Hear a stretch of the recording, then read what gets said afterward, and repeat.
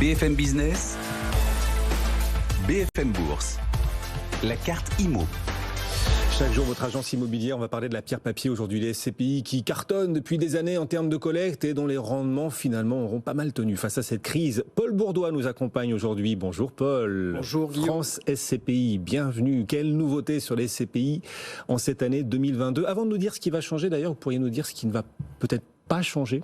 Oui, meilleurs vœux Guillaume tout d'abord, évidemment. Ce qui ne va pas changer, évidemment, c'est le rendement. On l'a vu... c'est une bonne nouvelle. C'est assez constant, c'est une bonne nouvelle, c'est assez constant. 2021, ça y est, les résultats se précisent. De plus en plus, les sociétés de gestion annoncent leurs résultats et on table pour un 4,2, 4,3% en moyenne.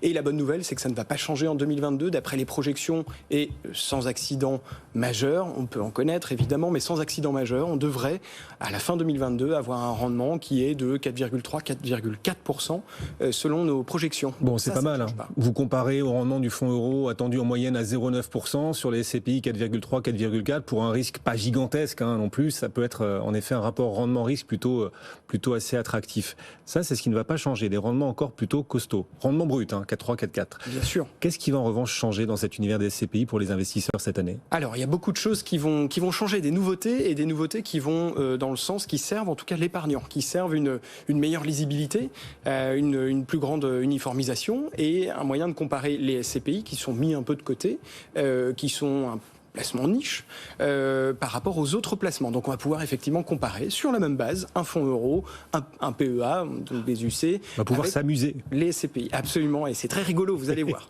Le taux de rendement, aujourd'hui, on l'exprime en TDVM, donc si vous ne parlez pas ma langue, c'est compliqué de comprendre ce que c'est. C'est le taux de distribution sur valeur de marché.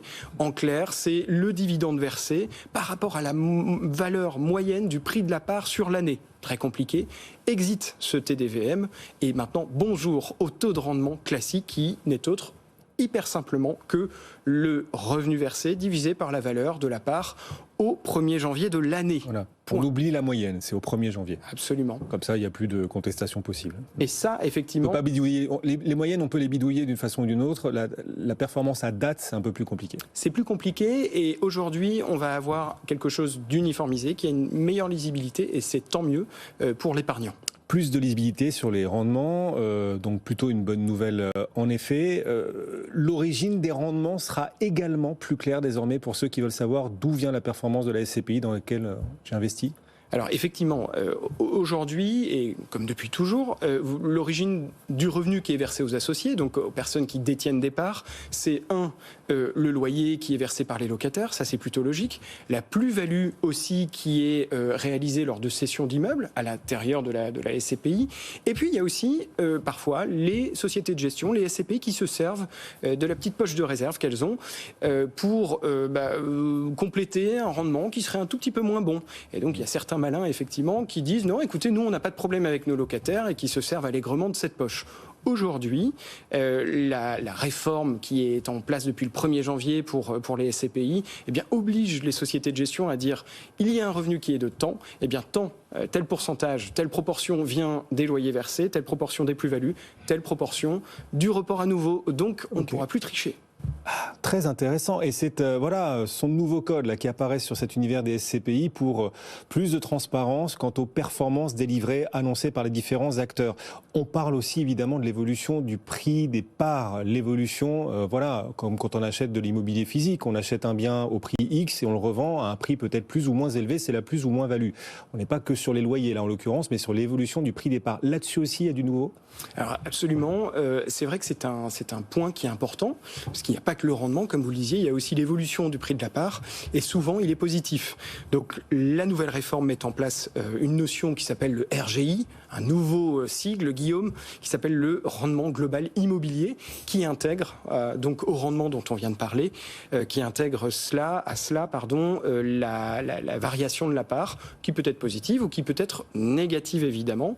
Et donc évidemment, je tiens à préciser quand même que cette plus-value latente, entre guillemets, elle elle n'est réalisée, elle n'est encaissée que lorsque vous revendez vos parts. Donc ça reste quand même théorique, mais ça permet de voir le rendement dans sa globalité. On parle de l'évolution des parts, on parle du calcul du rendement aussi et de ces avancées qui permettront peut-être plus de transparence. On a oublié un truc quand même et qui compte beaucoup aussi dans les SCPI, les frais. Combien coûtent les frais à ceux qui choisissent d'investir dans la pierre papier? Est-ce que sur les frais aussi on va vers plus de lisibilité et de transparence, Paul? Alors oui, nous on avait déjà de la transparence, c'est-à-dire nous, les bons professionnels, disons, les conseillers qui font bien leur travail ou les plateformes, normalement annoncent parfaitement les frais, ce que doivent être les frais qui sont supportés directement ou indirectement par l'épargnant qui achète ses parts. Aujourd'hui, les SCPI ont, elles, l'obligation, depuis le 1er janvier, de dire, d'afficher clairement ce qui est supporté, encore une fois, directement ou indirectement par l'épargnant. Donc retenez que ça peut être les frais de souscription, ça peut être les frais de gestion, les frais de commission sur cession d'actifs, etc. Donc effectivement, plus de lisibilité, plus de transparence.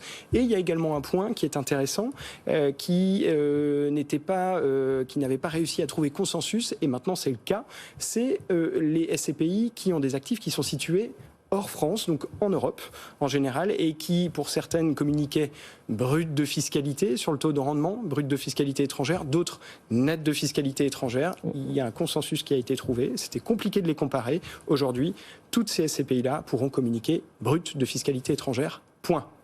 Les quelques nouveautés de cette année 2022 dans l'univers des SCPI. Merci beaucoup Paul. Paul Bourdois pour France SCPI, régulièrement à nos côtés. Donc vous nous le disiez, en moyenne sur 2021, puisque les acteurs annoncent leur rendement 2021 en ce moment, on attend 4,3, 4,4% de rendement brut. Bon retour. Merci. À très bientôt. Le CAC 40, on se rebranche au marché quand même. Le CAC 40 est en hausse aujourd'hui. On rebondit après la baisse d'hier, plus 0,8%. On sortait de 3 baisses quand même. Plus 0,8% aujourd'hui, 7191 points.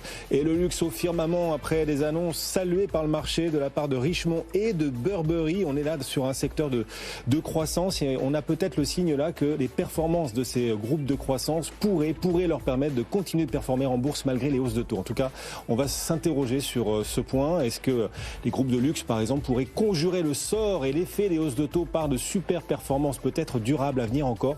C'est une question qu'on va se poser avec nos experts. On vous accompagne jusqu'à 18h. À tout de suite.